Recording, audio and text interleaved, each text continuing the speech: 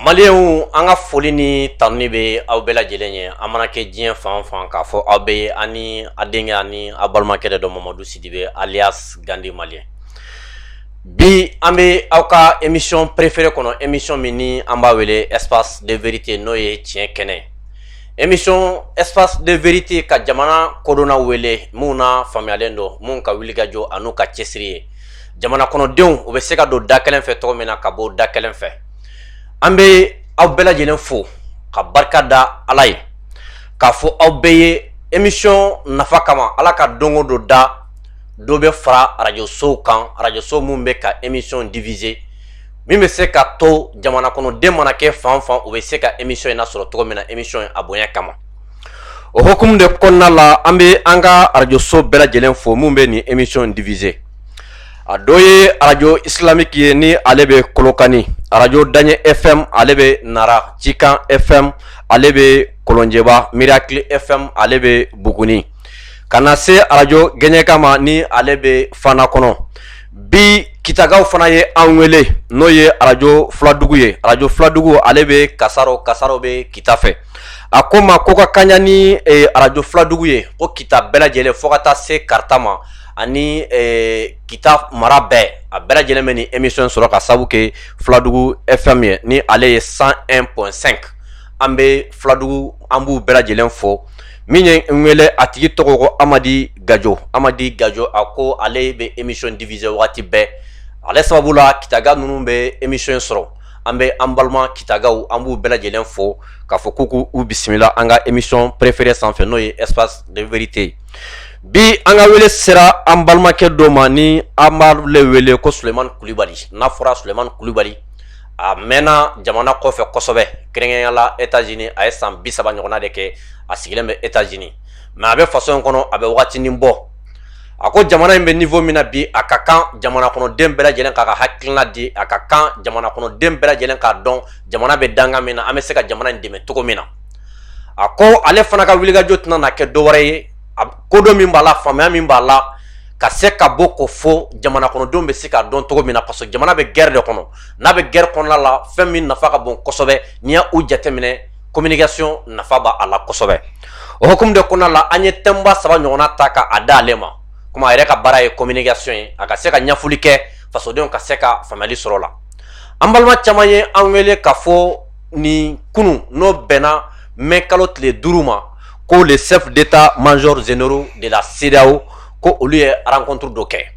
olu ye rencontre kɛ a kɛra sababu ye ka jamana kɔnɔden caman hami k'u jɔrɔ CEDEAO tun dalila k'a fɔ fasoden bɛɛ aw b'a kalama k'a fɔ olu ka force en attente ko bɛ yen o b'o olu bolo o waati la o ye Mali menacé k'a fɔ an ka olu ka force en attente bɛ yen bi ni an nana ka n'a ye k'a fɔ olu ka chefs d'état majors généraux olu ye rencontre dɔ kɛ min ye mɔgɔ caman kamana gan ni rencontre kɛra Mali tun t'a kɛnɛ kan mais Burkina tun bɛ yen caman ko o tuma olu bɛ ka nin kɛ mun de kama yala u b'a fɛ ka na bi Mali kan wa u b'a fɛ ka mun de labɛn n ko a y'a tɔ ma n bɛ jamana kodɔnna dɔ wele min faamuyalen don a bɛ na bɔ a bɛ a da don a la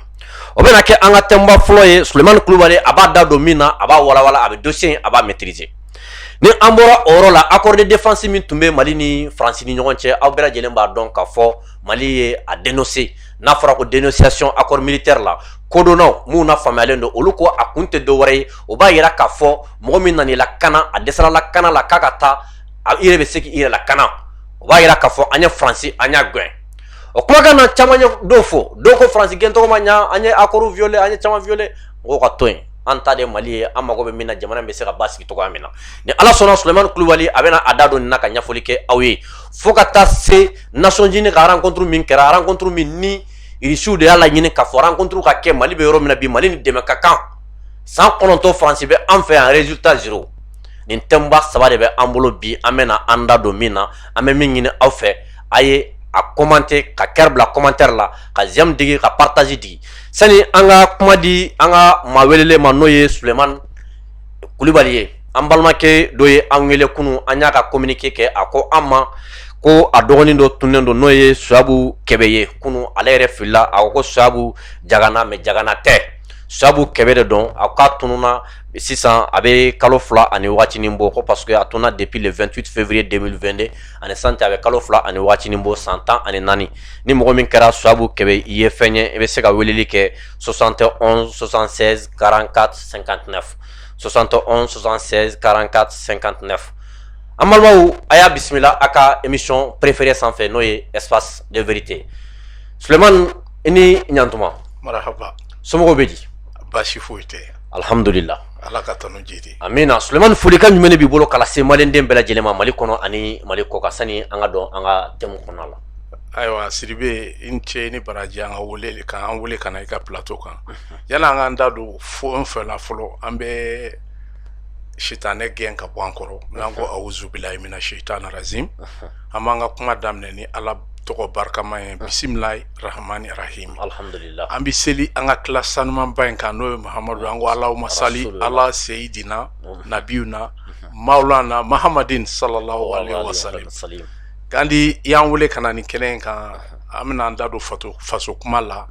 an b'an jija kuma fɛn fɛn bɛ bɔ an da kɔnɔ a ka kɛ tiɲɛ kuma ye alhamdulillah a ka kɛ kuma barikalen mun bɛ kɛ faso jɔ kumaw ye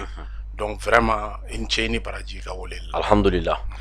Sulemani bamananw ko hadamaden bɛ fɛn min dɔn n'i y'a d'a ma a bɛ nisɔndiya ɲa b'a la i nisɔn ka di kosɛbɛ o b'a yira k'a fɔ thème mun présenté i dɔn fɛn dɔ o de kama i nisɔndiyalen dɔn Sulemani sani an ka dɔn an ka thème tɔw la fɔlɔ an y'a ye k'a fɔ les chefs d'état majors généraux de la CEDEAO k'u ye rencontre dɔ kɛ rencontre kɛra sabu ye fasoden caman haminen dɔ ka jɔrɔ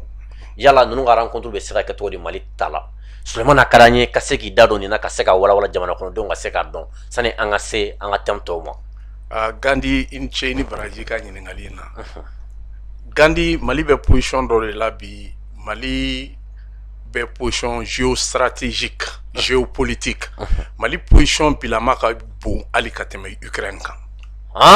ka sababuya kɛ Nations Unies na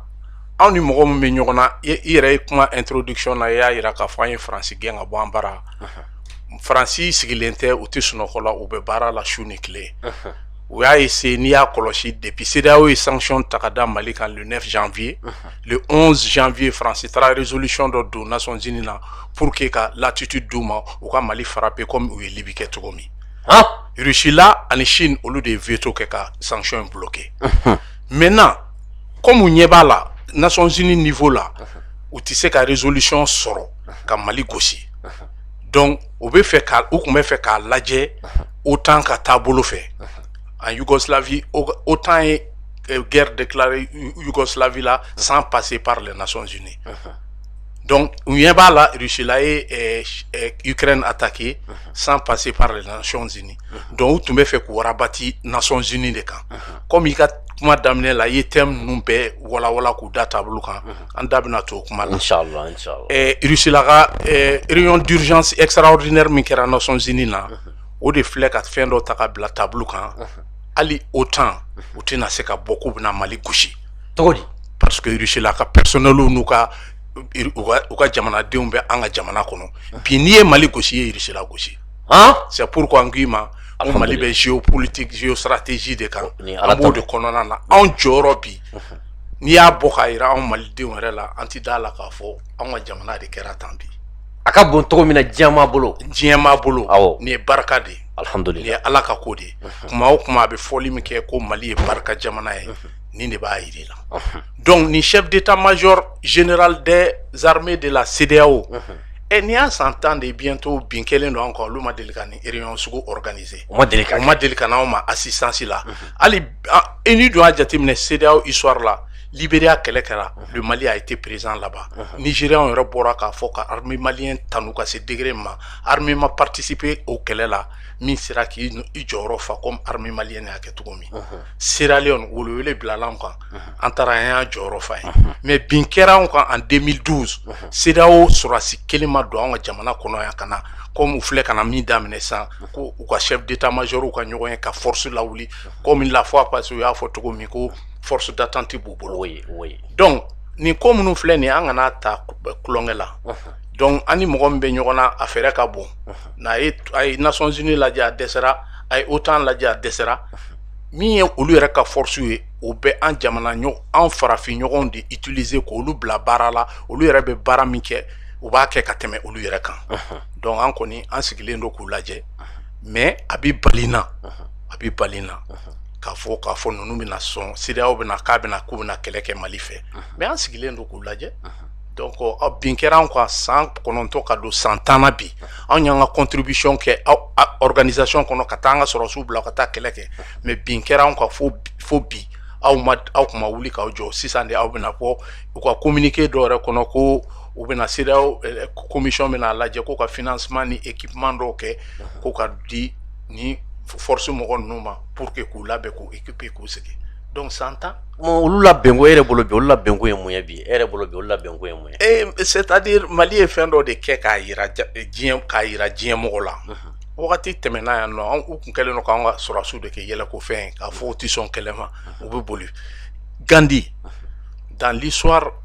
du pouvoir colonial français ka histoire kɔnɔ pays francophone fɛn fɛn bɛ le Mali était le seul pays an tun y'a armée ka se état-major 4 bɛ anw dɔrɔn de bolo sous région in kɔnɔ état-major des armées de terre, état-major des armées de l'air, état-major de la gendarmerie, état-major de la garde républicaine. En dron de bolo. Mali dron. Alhamdulillah. Mais là, nana ke en 91, on a jamana dira mɔgɔw ma, munu ma jamana in position tabala komi antume tugomi, posture mina. Wati do temena, Senghor ni ufe bola kata Fransi, kata a fo Fransi ko Mali bɛ k'i armée ko pour attaquer c'est une menace pour eux. Modibo n'u ye ɲɔgɔn ye Modibo yɛlɛla Modibo k'u ma anw ka jamana bɛ posture min na le Mali est entouré par 7 pays. Ces 7 pays là peuvent être des amis, ils peuvent être des ennemis. Donc on se prépare en conséquence. An tɛ k'an armée k'an bɛ mɔgɔ kɛlɛ mais an bɛ k'an armée pour que k'an ka jamana de lakana. Donc on va y là k'a fɔ anw tun bɛ posture min na Gandhi comment dirais Modibo Keïta accord militaire kɛ ni Russie la en 62 u tun bɛ kɛlɛkɛminɛnw feere an ma u tun b'an ka personnel entraîné Moussa Traoré continuera n'a a système kelen ye o bɛ kɛlɛ Moussa taara aux États-Unis en 90 an taara a kunbɛn a ko a ye armement san ka di Mali ma au point que ko fo Russie la président ko a wagati k'a bɛ se ka guerre déclarée contre toute l'Afrique de l'Ouest. Moussa ka tan waati Moussa ka tan en 90 nin kɛra o kɔnɔ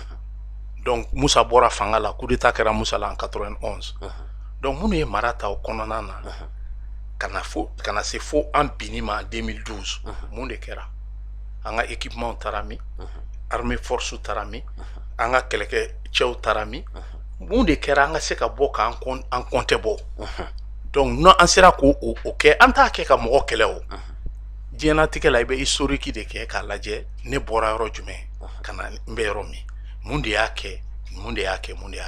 mais généralement anw Maliens an bɛ kuma problème de kan tout le temps an tɛ solution ɲini donc n'i b'a fɛ ka solution sɔrɔ i ka problème na hali ni banana n'i taara dɔgɔtɔrɔ fɛ a b'i ɲininka de i fan jumɛn b'i dimi donc n'an y'o lajɛ an bɔra yɔrɔ min an b'a dɔn an bɛ taa yɔrɔ min donc Mali bɛ posture min na bi sous région kɔnɔna la Mali sera ka ni succès militaire min kɛ en un clin d'œil même dans l'histoire de la lutte contre le terrorisme a ɲɔgɔn ma deli ka kɛ Mali sera ka min kɛ ni wagati kɔnɔ ni wagati kɔnɔ que ça soit les États-Unis que ça soit la France a ɲɔgɔn ma deli ka kɛ o ye Ala tanu ye donc an bɛ position de force là on a besoin de l'union sacrée de tous les Maliens an k'an ka différence bila kɛrɛfɛ an ka ɲɛsin ka jamana in kɔkɔrɔma don d'accord mais Sulemani jamanaden caman ma min faamuya an bɛ jamana min kɔnɔ bi an ka militaires u nana fanga la ni dɔw b'a fɔ ko coup d'état Burkina o kelen de fana bɛ yen mais munna ni rencontre sugu ninnu bɛ kɛ Burkina welelen don Mali ma se ka wele olu bɛ se ka faamuya cogo di or que olu dala ka Mali menacer donc n'i taara k'i bɛ kun di kuntigi kɔ kɔni yɔrɔ Mali tɛ kɛnɛ in kan ye donc kuma min bɛ fɔ yen nɔ a kɔni t'anw ka faveur la donc a bɛna ta anw de contre la donc an bɛ sigi n'o ye quoi an tɛ yen nɔ dɛ an tɛ ka se ka détail ninnu fɛn fɛn kɔni dɔn mais i b'a lajɛ sommet in yɛrɛ organisera mɔgɔ min fɛ n'o ye Faransi ka CEDEAO pousser ka sommet parce que n'i y'a jateminɛ CEDEAO financé len do France de fɛ CEDEAO bɛ baara fɛn fɛn la bi CEDEAO bɛ France ka baara de la donc de toute façon a bɔra da o da kan bi na kɔni comme an ka ministre de la défense y'a fɔ cogo min Sadio Camara an mago tɛ mɔgɔ si ka dɛmɛ la kana k'i bɛna anw dɛmɛ yan bilen an bɛ se k'an yɛrɛ dɛmɛ an mago tɛ force étranger foyi la an ka dugukolo kɔ kan anw ma deli dans l'histoire de notre pays anw ma deli k'a kɛ an y'a kɛ siɲɛ kelen min na a résultat filɛ nin y'an bolo donc sisan je crois que an k'an yɛrɛ lajɛ an ka dan ka sɔrɔsiw la jamana direction bɛ mɔgɔ minnu bolo bi an ka du la an k'u kɔkɔrɔma don. D'accord. Mais jamanaden caman ye ɲininkali kɛ yala an b'an ka jɔ bi an b'a fɛ ka Faransi gɛn o kuma bɛ sen na bɛɛ b'a dɔn G5 Sahel bɛ yen bon n'a fɔra k'a fɔ ko G5 Sahel kɔnɔ an ko o to an fɛ yan bi CEDEAO fana bɛ labɛn na CEDEAO fana ka tila k'a fɔ k'a bɛ na tuguni est-ce que CEDEAO mana don an ka jamana in kɔnɔ bi a tɛ kɛ sababu ka jamana déstabiliser? Non, bien sûr a b'an ka jamana déstabiliser i b'a kɔlɔsi CEDEAO force taara yɔrɔ o yɔrɔ la depuis ma bɔra i bɛ ko dɔw jateminɛ Libéria kɛlɛ filɛ nin histoire bɛ CEDEAO la il faut k'an ka segin an kɔ ka CEDEAO histoire lajɛ pour la première fois u ka force CEDEAO force n'u b'a wele ko ECOWAS u ka wuli ka taa CEDEAO ka sɔrɔsi la wuli ka taa kɛlɛ kɛ au nom de l'organisation a kɛra Libéria de o y'a sɔrɔ Houphouët-Boigny bɛ fanga la Samuel Doe a ye coup d'état kɛ William Tolbert la William Tolbert c'était intime ami à Houphouët-Boigny a ye coup d'état k'a la k'a minɛ k'a faga Houphouët y'i kali k'a ta to yen mais wagati min CEDEAO problème in nana wuli Libéria problème in nana wuli CEDEAO force bila ka taa Libéria CEDEAO force de taara Samuel Doe nɛgɛn ka bɔ a ka palais la a ka sɔrɔsiw kɔrɔ a n'a ka garde corps kɔrɔ k'u kana ko pourparler dɔ bɛna k'a ni Prince Johnson cɛ k'olu b'a ka sécurité assurée président Darou la ka bɔ a ka palais kɔnɔ ka don u ka contingent kɔnɔ ka tugu nɔfɛ u sera yɔrɔ dɔ la ninnu bɔra ka u attaquer CEDEAO troupe ye président to yen ka to cɛ bolo ka tɛmɛ ka taa n'a ye président jamana président Kuturu Prince Johnson y'a sigi de k'a farisogo tigɛ k'a kulo tigɛ k'a fariw tigɛ k'a faga o kɛra CEDEAO ka histoire kɔnɔ Charles Taylor CEDEAO de Charles Taylor bɔ a ka palais la ka na di Nigeria ma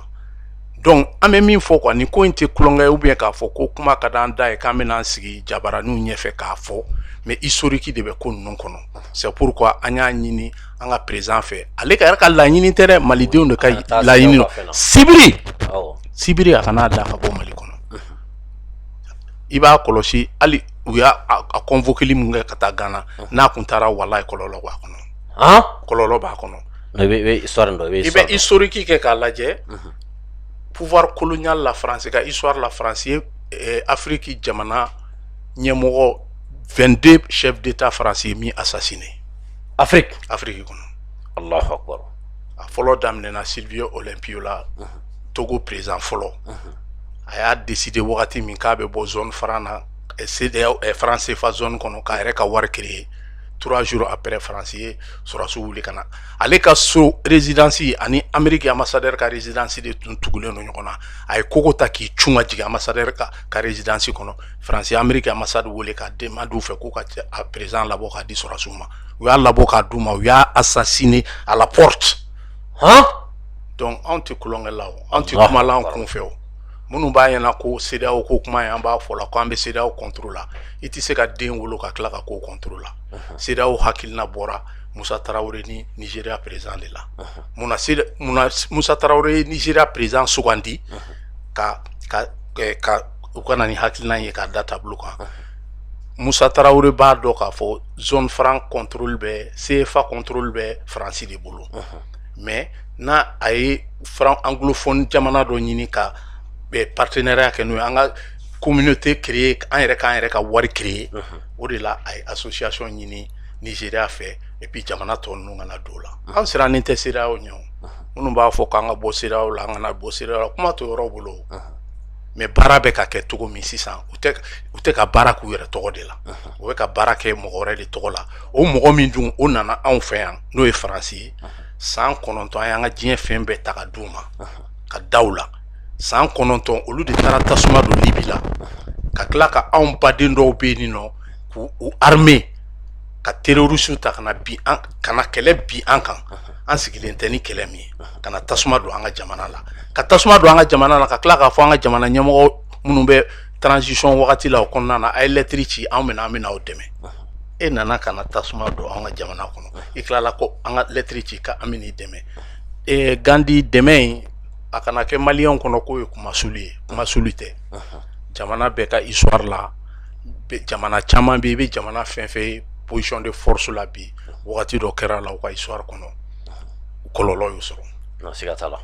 ka hali k'a daminɛ an bɛ Faransi mun ka kuma la min ye Faransi sɔrɔ Mali ma occupé ka Mali ma coloniser ni force terroriste ninnu fɛ ni force séparatiste ninnu fɛ u ma se k'an ka jamana bɛɛ minɛ fo ka kɛ président k'u ka mɔgɔw sigi président o kɛra Faransi la Allemagne ye Faransi minɛ ka u ka mɔgɔ sugandi Faransi économie commerce a fɛn fɛn tun bɛ kɛ a bɛɛ tun bɛ taa ka taa Allemagne économie de kɔnɔ président ka boli Hitler bɛ don min Paris kɔnɔna na Français bɔra de ka tɛgɛrɛ fɔ ka De Gaulle Adolf Hitler kunbɛn ka jamana bɛɛ minɛ k'u ka mɔgɔw sigi a kunna mais dɛmɛ de kɛra Faransi o n bɛna statistique dɔ d'i ma u b'a fɔ ko D-Day en anglais débarquement de Normandie américains de y'a offensive lancé a offensive in na américains ka sɔrɔdasi min tora a kɛlɛkɛyɔrɔ in na sɔrɔdasi 6,603 6603 personnes américains min tora yen Britanniques ka mɔgɔ 3,000 de tora yen 3000 personnes o kɛlɛ débarquement de Normandie la o kɛlen ka offensive attaqué lancé pour que ka France libérer Canadiens olu ka 946 personnes de tora yen Français ka commando dɔ tun bɛ yen u b'u wele ko Kieffer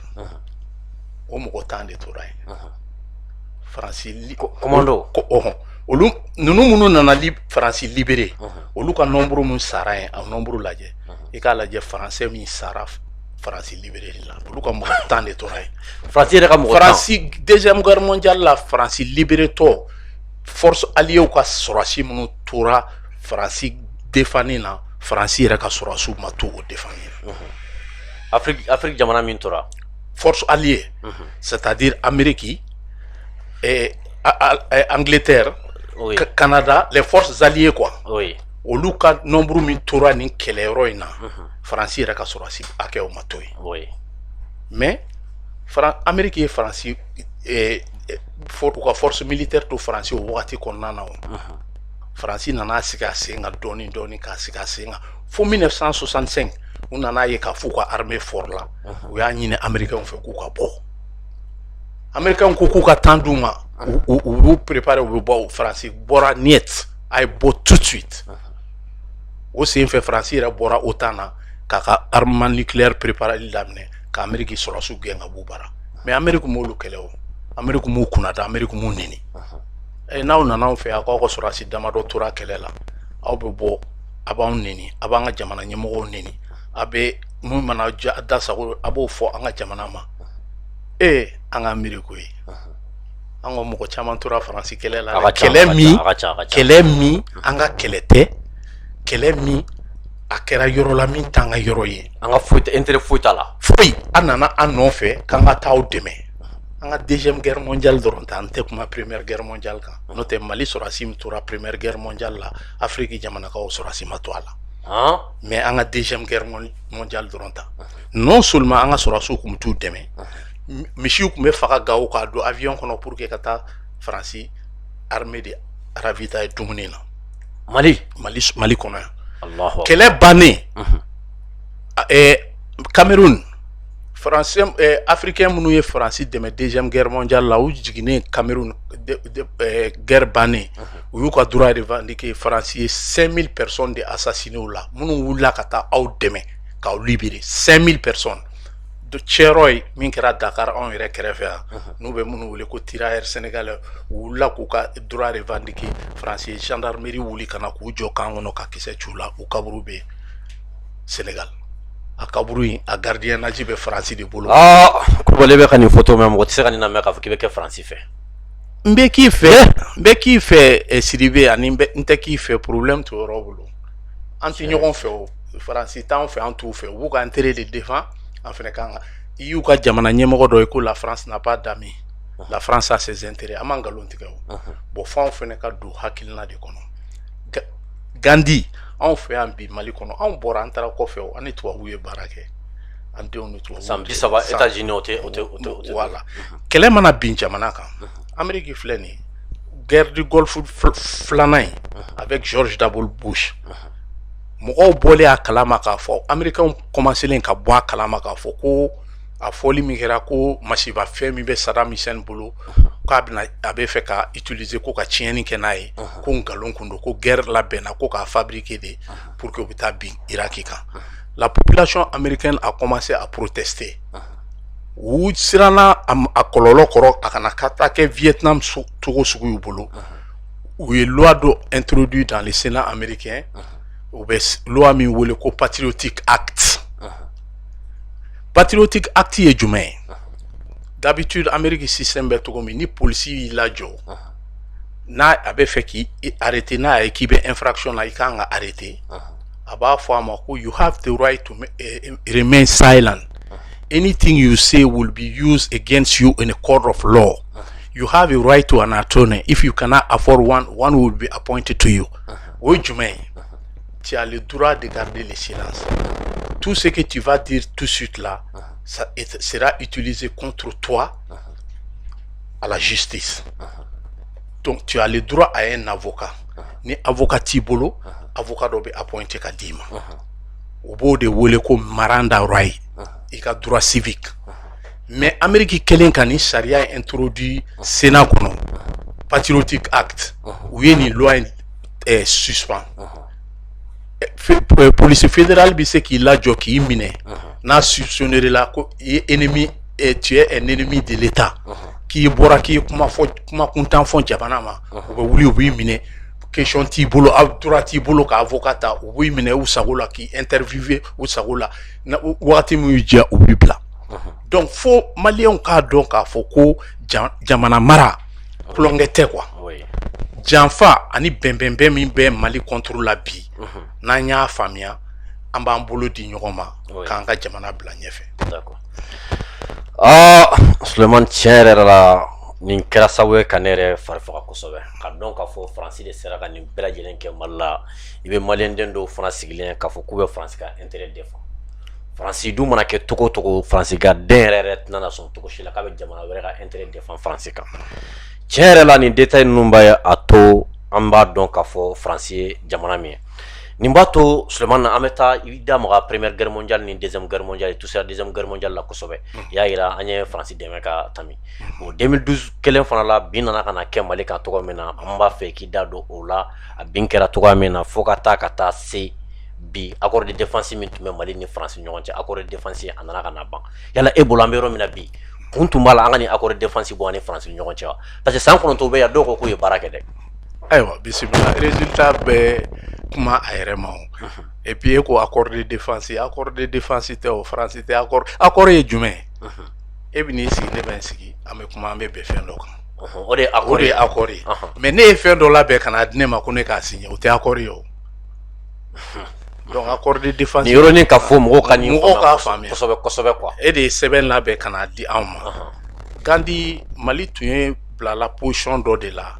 hali Nations Unies na ni décision tun bɛ ta Mali tɔgɔ la Faransi de tun bɛna bila tabou kan Faransi de tun b'a papier labɛn nin de bɛ kɛ Mali kɔnɔ nin de ye Mali tɔgɔ la kuma ye Mali yɛrɛ tɛ se ka kuma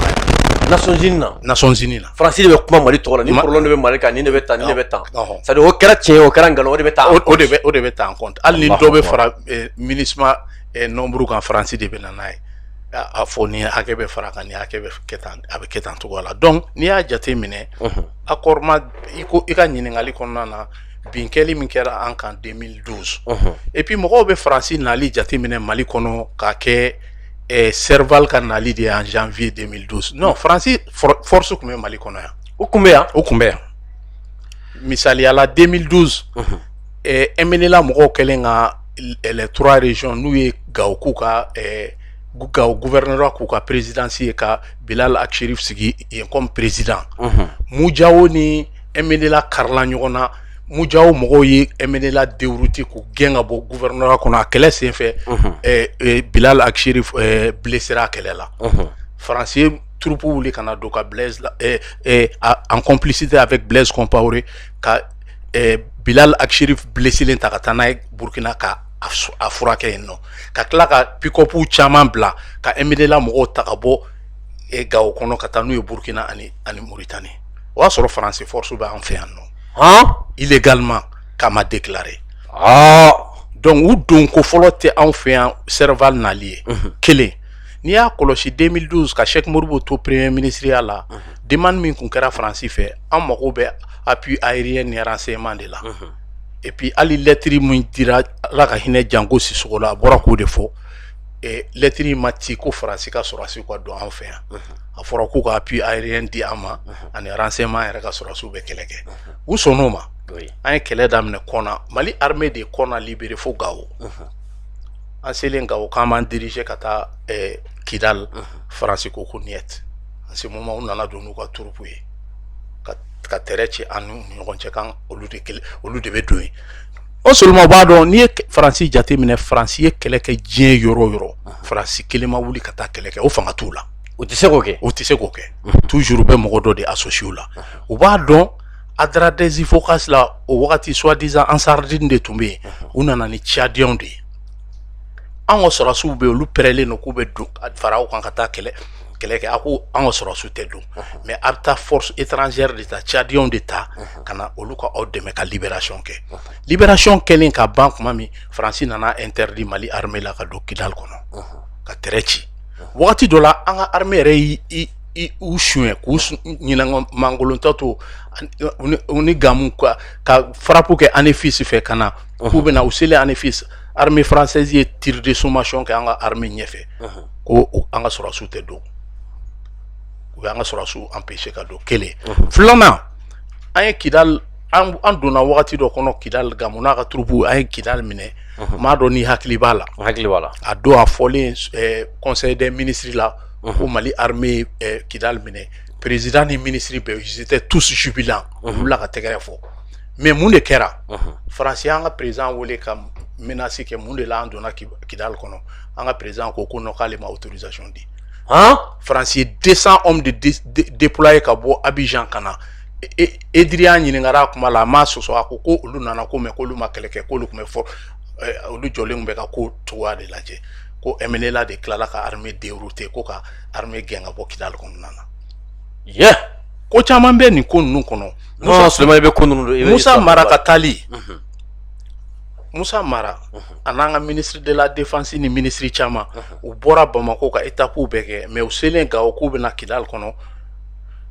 an ka ministre dɔw y'a décidé k'u tɛ na dɔw ko k'olu faru man d'u la Musa Mara nalen Musa taara MINUSMA ka base de kɔnɔ fɔlɔ san'a bɛ taa Kidal MINUSMA mɔgɔw ko k'olu de bɛ Musa Mara accompagner ka taa ni ye Musa Mara yɛrɛ de ka kuma ye a bɛ balo la ne y'a interviewé a ye nin de fɔ n ɲɛna États-Unis a ko ko non ko Mali armée tɛ taa k'olu de bɛ taa ale ko non ni Mali armée tɛ taa ale bɛ taa yɔrɔ o yɔrɔ Mali armée de b'ale assister donc lui il a insisté donc MINUSMA ko n'o cogo don u y'u ban ka Musa Mara accompagner pourquoi u ma fara an ka sɔrɔdasiw kan ni Musa Mara ka taa u y'u ban ka taa Musa Mara taara Kidal mankanw nana wuli attaque kɛra Mali armée attaquera de tous les côtés donc an ka mɔgɔw ye repli tactique kɛ kana k'u bɛ don MINUSMA ka kan kɔnɔ kuma lamɛn kosɛbɛ dɛ tulo b'a la n bɛ k'a faamu kosɛbɛ dɛ MINUSMA ko k'u tɛ don ko fo k'u ka désarmer fɔlɔ an ka mɔgɔw sɔnn'o ma an armement fɛn fɛn tun b'an ka mɔgɔw bolo u y'a bila u donna kan kɔnɔ après u nana Bamako kɔfɛ an ka chef d'état-major wulila ka taa MINUSMA kan o kɔnɔ an ka kɛlɛkɛminɛn minnu bɛ yen k'u b'u ta France ko an ka mɔgɔw ma ko non k'o tɛ o kɛlɛkɛminɛn ye o tɛ Mali ta ye bilen o ye MNLA de ta ye k'o saisira kɛlɛ de kɔnɔ o dira MNLA ma u banna ka kɛlɛkɛminɛn ninnu d'an ma donc c'est-à-dire i bɛ kow ta k'a da ɲɔgɔn kan anw ma fɔ n'anw ye wele bila an ka puissance coloniale ma kɔlɔlɔ b'an na n'an dɛmɛ ça c'est tout à fait naturel mais n'e nana san 9 e bɛ anw fɛ yan nɔ depuis tasuma bɛ fɔ k'a bɛ Kidal sisan fo ka n'a jigin ka taa se fo Bamako bordure la sisan mais an ye min on s'est rendu compte maintenant que réellement terrorisme kun tɛ Mali la quoi.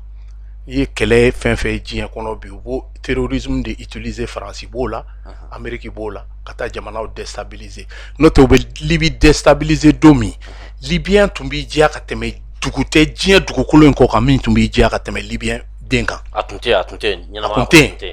n'i bɛ muso furu i bɛ taa sɔrɔ maire de b'i ɲininka i bɛ so joli i bɛ 2 chambres salon de fɛ i bɛ 3 chambres salon i bɛ min fɛ i b'o fɔ o b'a sɔrɔ o signelen bɛ yen i ni muso bɛ tila mairie la furusiri la i bɛ taa ka t'i don i ka so kɔnɔ. Libi pétrole bɛ feere kalo o kalo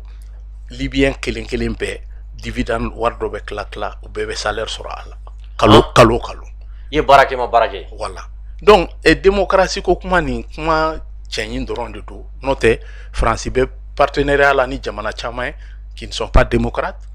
Qatar filɛ nin depuis 1900 combien a ka ca ni 1800 combien fa bɛ fanga la ka na den bila o den fɛnɛ bɛ don o den fɛnɛ bɛ don Arabie Saoudite filɛ nin munna o tɛ kɛlɛ k'olu fɛ k'u k'a kɛ démocratie ye kelen. Cameroun filɛ nin Paul Biya bɛ fanga la a bɛ san joli bɔ. A bɛ sɔn ka 40 ans. Sassou bɛ fanga la Denis Sassou bɛ fanga la a bɛ san joli bɔ. Guinée équatoriale président bɛ fanga la a bɛ san joli bɔ. A ka ca mais u ni France tɛ partenariat la. U ni France tɛ partenariat. donc mun de yɛlɛmana mais et puis coup d'état ko lajɛ pourquoi coup d'état bɛ kɛ Tchad ça c'est normal France président yɛrɛ ka wuli ka na o président ka inauguration na. oui bɛɛ bɔra kalama. voilà maintenant soi-disant ni coup d'état kɛra anw fɛ yan nɔ anw de fɛ Mali la n'o tɛ pourquoi Burkina bɛ kɛ nin kɛnɛ in kan anw tɛ kɛ n ko coup d'état de kɛra Burkina. donc Gandhi an bɛ Maliyɛnw hakili lajigin u ka u kɔfilɛ n'i ye historique kɛ an bɔra yɔrɔ min ka na et puis ka nin CEDEAO ko in histoire lajɛ i b'a sɔrɔ k'a fɔ ko labɛnnen don ko cɛɲi de don a t'anw ka intérêt la n'anw bɛ kuma an ka kuma an yɛrɛ tɔgɔ la. d'accord Suleiman nin b'a to an bɛ don an ka thème sabanan kɔnɔ o tɛ dɔwɛrɛ ye Nations Unies ka rencontre ba min kɛra a kɛra ni Russie ka laɲini de ye Russie fana ma laɲini kɛ dɔwɛrɛ la olu tun b'a fɛ ka na Mali la mais olu tɛ se ka na Mali la ka sabu kɛ accord militaire tun bɛ Mali ni France ni ɲɔgɔn cɛ Russie y'a ye ka ban Mali jamana marabaaw olu ye déclaration kɛ déclaration min kɔnɔna la u b'a jira k'a fɔ ani France tɛ ɲɔgɔn bolo tuguni o Nations Unies welela ka sigi o kuma de kan yala e bɛ yɔrɔ min na bi e yɛrɛ bolo bi Russie ka baji sigilen an fɛ bi risque t'a la. Gandhi i ye kuma daminɛ ni CEDEAO de ye an tun kan ka daminɛ ni nin de ye. oui CEDEAO ye fait divers de ye. oui i mana ban i ka kuma bakurunbaw la i bɛ sɔrɔ ka n'i da don CEDEAO kuma la. fait divers. Fait divers c'est le machin quelque chose qui est manipulable i bɛ se ka min ta k'a kɛ namugula sogo ye k'a kɛ. c'est à dire i n'a fɔ télé bɛ cogo min na commande i mana commande ta yɔrɔ min ka di i b'a bila yen. merci donc c'est pourquoi an tun kan ka daminɛ nin de la. oui oui. nin ko min filɛ nin ye oui nin ko in ɲɔgɔn ma deli ka kɛ diɲɛ kɔnɔ fɔlɔ. a ɲɔgɔn ma deli ka kɛ diɲɛ yɛrɛ kɔnɔ. a diɲɛ Russie ka nin convocation extraordinaire Nations Unies na a ɲɔgɔn ma deli ka kɛ diɲɛ kɔnɔ. i b'a dɔn n'i mɛnna ko la i mɛn'i ka ko la i mɛn'i ka ko la a b'e kɔnɔ e de ka kekun mais i b'a kɛ mɔgɔ dɔ la Américains b'a fɔ en anglais fool me once shame on you mais fool me twice shame on you shame on me i ye ne nɛgɛ siɲɛ kelen malo b'e de kan mais n'i ye ne sɔrɔ siɲɛ filanan na faute tɛ ye faute ye ne. sigatɔ o ye jumɛn ye ni OTAN mɔgɔ ninnu u ye manière caman utiliser ka taa n'u y'a ye n'u dɛsɛra k'u tɛ se ka conseil de sécurité ka aval sɔrɔ ka taa bin jamana kan k'u ka tɔnɔma taa k'a jamanaw kɔnɔ u bɛ passer ni OTAN ka moyen ye ka taa bin jamanaw kan en Yougoslavie o de kɛra u y'a essayé Yougoslavie ka don OTAN kɔnɔ Yougoslaviw ma sɔn u commencera ka jamanadenw kunkari ɲɔgɔn na après kana don ni farapu ye k'u talen bɛ mɔgɔw sécuriser droit de l'homme ou bien droit civique ou bien violation donc ka don ka Yougoslavie ci ka kɛ jamana misɛnmisɛnninw ye sans l'accord des Nations Unies vote ma kɛ Nations Unies la k'u autoriser ka don yen u y'o kɛ u nana bin Kadhafi kan u binna Kadhafi kan ni prétexte jumɛn ye ko Kadhafi bɛ ka a tɔgɔ ye di Libyɛnw tɔɔrɔ Benghazi donc ko ka zone dɔ créer no fly zone avion tɛ se ka Benghazi survoler Nations Unies o dɔrɔn de mandat voté ka di OTAN ma mais u donna o dir'u ma dɔrɔn u y'u to Benghazi ka don fo Tripoli ka taa Kadhafi nɔfɛ k'a faga donc Russie ni Chinois use au tableau y'u bolo min kɛ chien wɛrɛ ni ɲɔgɔnna tɛ n'olu sɔrɔ an bɛ superpuissance 5 membres permanents après la deuxième guerre mondiale superpuissance la charia man ka ta min kɔfɛ an mɔgɔ 5 don mais tɔ 3 ninnu aw ye bɛnbɛn kɛ ka taa bin yɔrɔw la et puis i bɛ fɛn dɔ faamuya i ka question kɔnɔna la ko yalima Russie la ka base sigilen anw fɛ yan risque ou bien pas risque Russie la n'a pas la mentalité colonisatrice Russie la tɛ wuli ka taa a ɲini ka mɔgɔ coloniser k'i bolofɛn minɛ jagoya ka bin kan alors que la France a la mentalité colonisatrice donc an kana jɔrɔ yɔrɔ la o discrétion bɛ anw de bolo base ou pas base mais même min f'i ye Mali bɛ yɔrɔ min na bi anw mago bɛ équipement ni renseignement k'an ka jamana kɔlɔsi Mali armée Gandhi en 74 ans il y a plein de famine pas dans la brousse hein, à Bamako ici Congo bolo Américains ka so ka ɲɔ nana da ma an y'a dun a ɲɔ ni kun ji k'a la n'a siri bolo ka sɔrɔ i m'a tobi immédiatement fa bɛ kɛ potu avec fierté aussi mais Mali armée Burkina maté en 74 sous le leadership de Kisma Doukora qui était ministre de la défense et de l'intérieur Mali surasi ma deli ka failli à la mission na ma deli ka kɛ an ka ya kɛra militaire ka ɲɛmɔgɔya talen ka di civils ma min kɛ olu de filɛ kana armée lakari k'an ka jamana k'an ka sécurité ta ka substituer k'a di sous région mɔgɔw ma en 2012 bin kɛlen Mali kan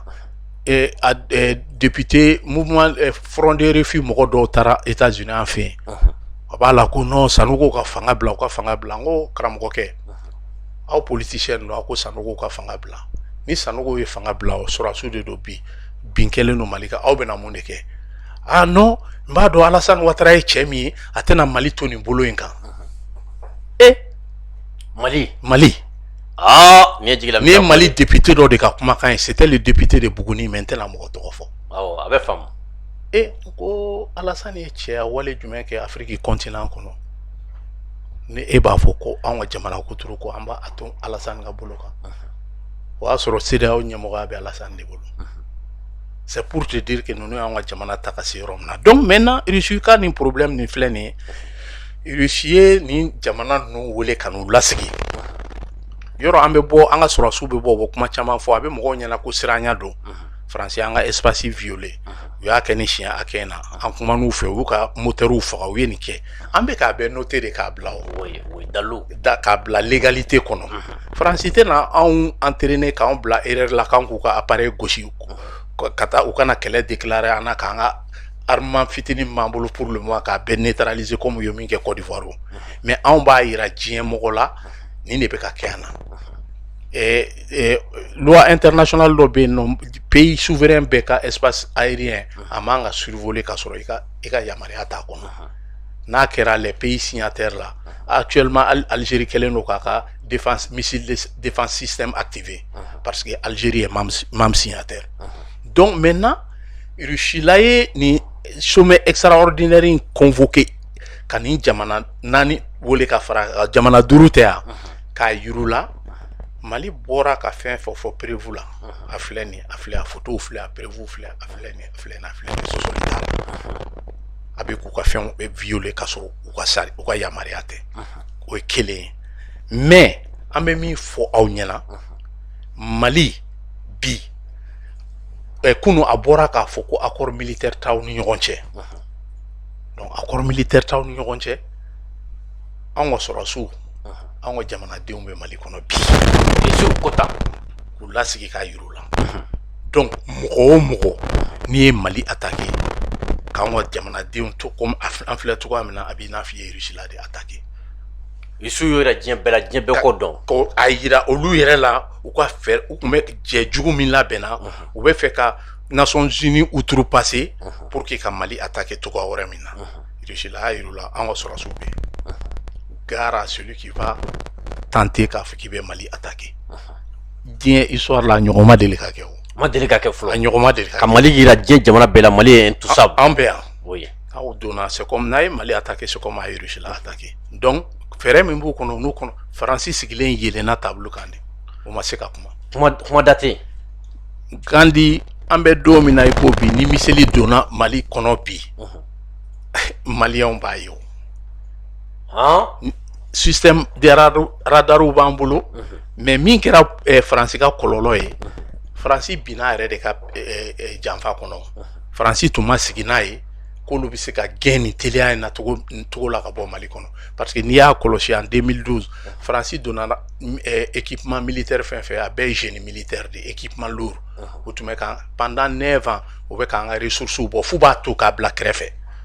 o bɛ ka bɔ n'a ye u sago la a tonnen fɛnɛ b'u bolo sanu dɔrɔn tɛ bauxite bɛ yen manganèse bɛ yen an ka manganèse dɔw yɛrɛ yera Togo port la mais u kun ma sigi n'a ye nin teliya sugu la a bɛ fɔ k'olu ka bɔ jamana kɔnɔ donc n'o bɔra sisan u ye minnu bɔ ka to u bɛ yen nɔ u tɛna se ka kura parce que olu yɛrɛ bolo an ka ressources kun b'u ka porte la sa quoi olu bolo u yɛrɛ ka jamana kan taga waati t'u la u ka jamana tɛ parce que munna u ka jamana ko yɛrɛ tɛ parce que ni Faransi don u tɛna u ka jamana ressources yɛrɛ sous-traiter k'a di jamana wɛrɛ ma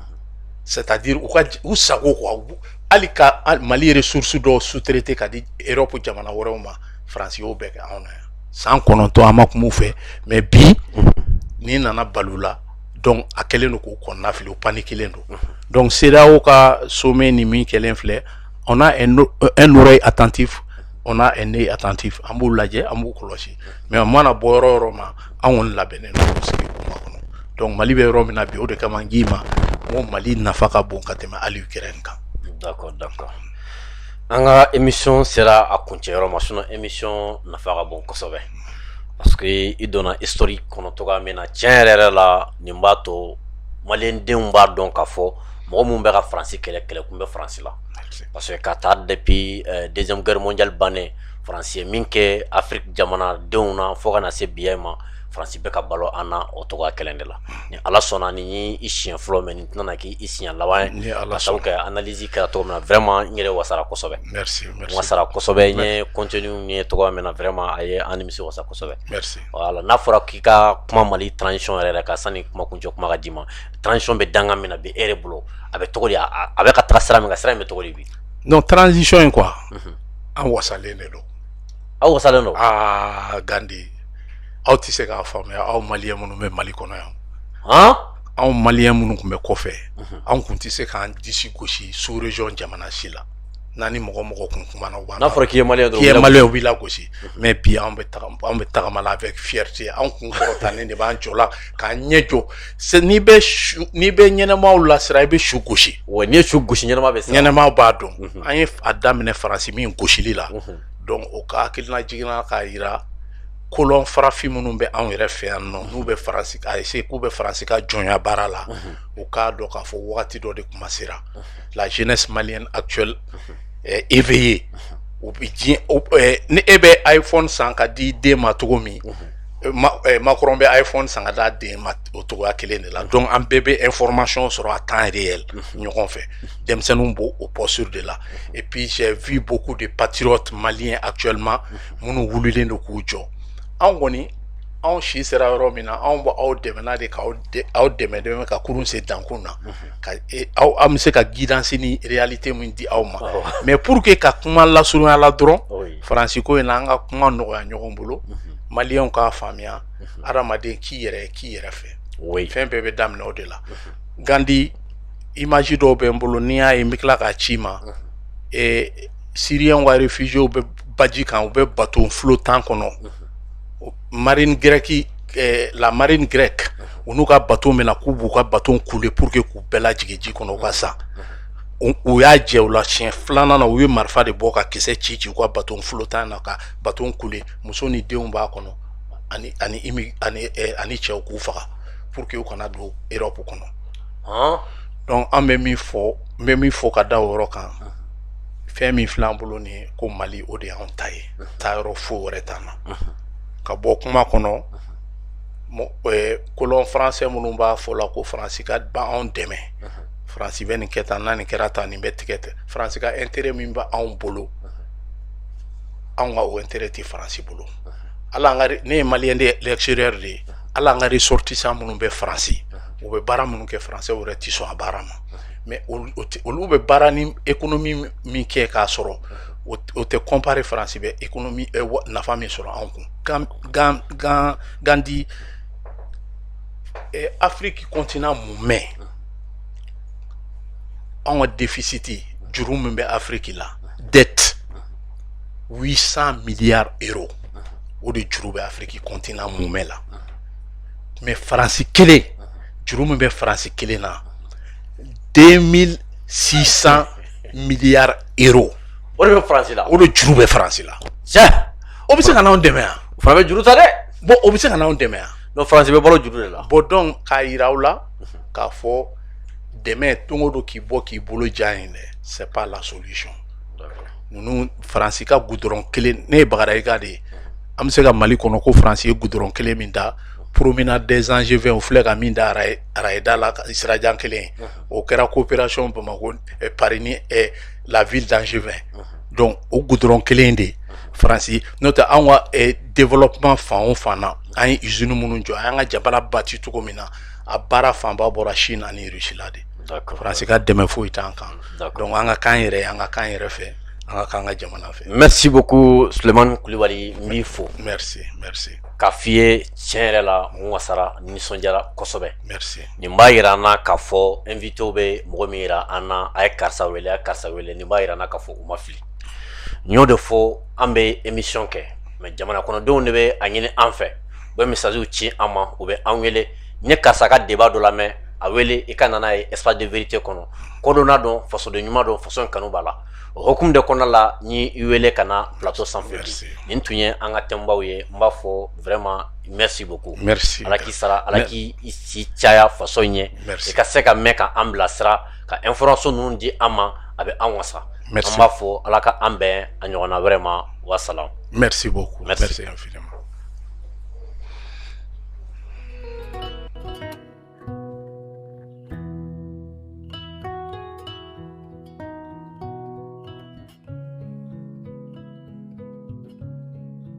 Gadan ni ko gadan o bɛ tali kɛ produit la i n'a fɔ café gadan nɔnɔmugu gadan citron gadan fo ka taa se thé gadan ma ale ni lɔgɔti gadan ninnu ye produit ye minnu bɛ dilan anw yɛrɛ fɛ yan kɛrɛnkɛrɛnnenya la société Dramera et Frères maaw fɛ. Ni mɔgɔ min mago bɛ nin produit ninnu na i bɛ se k'i senfa biribiri ka se boutique la mun tɔgɔ ye ko boutique 711 ale carilen don Bamako fantan ani 4 bɛɛ lajɛlen de la ni o fana ye société Dramera et Frères maaw ka boutiquew ye kɛrɛnkɛrɛnnenya la fɔlɔfɔlɔ o bɛ tali kɛ Alde Bamako kɔnɔna na ni e b'a fɛ ka i to i sigiyɔrɔ la k'u wele i bɛ se ka weleli kɛ nɛgɛjuru sira la mun bɛ tali kɛ 76 14 19 19 711D sɛbɛnnikɔrɔkaw ale ni lafiyabugukaw aw bɛ se ka aw senfa biribiri ka se jikɔrɔ ni fɛn min ye 20 mètres yɛrɛ o kɛrɛfɛla ye coye ni ani restaurant Sibi Centre man jan ɲɔgɔn na walima n'i b'a fɛ k'i to i sigiyɔrɔ la ka wele i bɛ se ka nɛgɛjuru sira ta mun bɛ tali kɛ 76 72 19 19 Kalabankorokaw fo ka taa se Kabalakaw ma aw bɛ se ka aw senfa biribiri ka se Cɛbani fɛn min ye lycée Demba Kanda Keita o kɛrɛfɛla yɛrɛ la coye wala n'i bɛ fɛ k'i to i sigiyɔrɔ la k'u wele i bɛ se ka weleli kɛ nɛgɛjuru sira la 74 62 19 19 o tɛ a bannen Banangabugukaw aw fana bɛ se ka 711 maaw lasɔrɔ nɛgɛjuru sira la mun bɛ tali kɛ 79 91 19 19 ni Banangabugu ta ni o bɛ lycée Ibrahim Mali yɛrɛ kɛrɛfɛ yɛrɛ coyi o ma dan produit gadan dɔrɔn fɛnɛ ma fɛn min ye produit wɛrɛ caman ye o bɛ sɔrɔ u ka yɔrɔ la mun bɛ tali kɛ malo bɔrɔw fo ka taa se nɔnɔmugu bɔrɔw la jus kɛrɛnkɛrɛnnen ɲumanw o bɛ u ka yɔrɔ la ale ni boisson dumanw fo ka taa se savon ma deodorant ɲɛgɛn kɔnɔna ale ni mɔgɔninfin yɛrɛ kasa jago duman nin bɛɛ lajɛlen bɛ sɔrɔ u ka yɔrɔ la fɛn min mayonnaise petit matin o bɛ yen fo ka taa se moutarde dumanw ma ale ni petit pois nin bɛɛ lajɛlen de bɛ sɔrɔ u ka yɔrɔ la.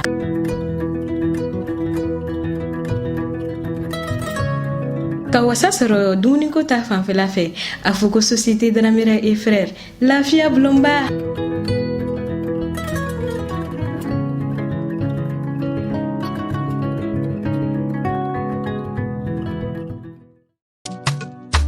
Supermarché Abiba Market. Supermarché Abiba Market mawte yoro dugulina. Olu sigi yoro benendo nyamakoro cité UNICEF ma femi unicité des enfants et remandia nyogona. Station Total kerefere choy niko supermarché Abiba Market. Afo amago bese magonya mina misani fenfema ni bela jelembe soro uga yoro la. Ukoko amusola ko ka lafia ko ode oluka lanyini ode hukum konna nasa sogola sakuni kerenkerene nyuma obe soro uga yoro la ka sandoron ka take dagala femi unana an lafia tobulike minanko o feneta fanfela la dumuni mo mina nyuma ni bela jelene be soro uga yoro la moninguru la sagole fogata se magoronu ma oni malo kerenkerene bela jelene be soro uga yoro la wa ko yeso franco ga joshi ko kasagelani mi ga sokonna ayi o bana supermarché Abiba Market mo fino femi kasadiala nyuma do randumo ngi nyegen konna alini sokonna kama femi fote u bela jeleni yorobe ala obu fino ka harama de refene kasadia afo supermarché Abiba Market mo fi o madan o fene doro made femi mi fensa no mo ngi ube u fino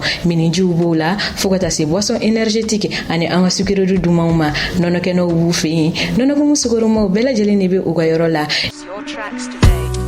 ni be fekito isigi yoro la ka negejuru bamba ka supermarché Abiba Market maula soro ibe wulili ke 78 68 17 68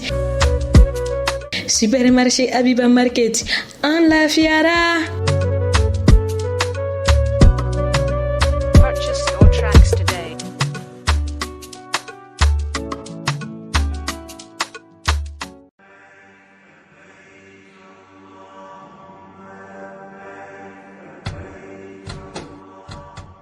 Al umra be silameu kunafuni kabe duguta kerenkereni mila be samba fla ani mugani fla umra ogmu kononana ko otoko sebe umbi sena hinji kala minumba fe kata umra la nyina sungalo dogo kun follow la ni oba damne avril kalo klinani kata bla akletan shekina samba fla ni mugani fla ko o musaka ubiti jo sefa wari million fla ani wabi shekina minumba fe kata sungalo dogo kun labauna no ba damne avril kalo kletan ani wulon fla kata bla me kalo kle fla la samba fla ani mugani fla o musaka ubiti jo sefa wari million fla ani wa keme ni mugana al umra bada silameu kulokan ko to sebe umbi sena alisa minumba fekata rajaba kalo odo kun labon dugutala ni o yere bolodalendo ka ben février kalo kle mugani fla samba fla ani mugani flama al umra be silameu fo minu ye danaya da uka wa abi wele dake o bele jelenga boli jona kanu toko sebe ninga do uke ukatani nga sigi nyumana saudia jamana kan kafara o bele jelenkan al umra e chakedaye mimbe biyo feri minu be dugutaw ke ɲɔgɔn fɛ ale ni kelena dugutalaw ka taa diɲɛ jamana bɛɛ lajɛlen na min yɛrɛ la ani kɔmpanyi caman de be baara kɛ ɲɔgɔn fɛ sɔngɔ nɔgɔman na ka fara o kan an be visa di Dubai tagalaw ma ka assurance labila dugutalaw ye bolimafɛnw ale ni fɛn caman wɛrɛ an ka musaka sarasiraw ye Orange Money, MoneyGram, Ria ale ni Western Union.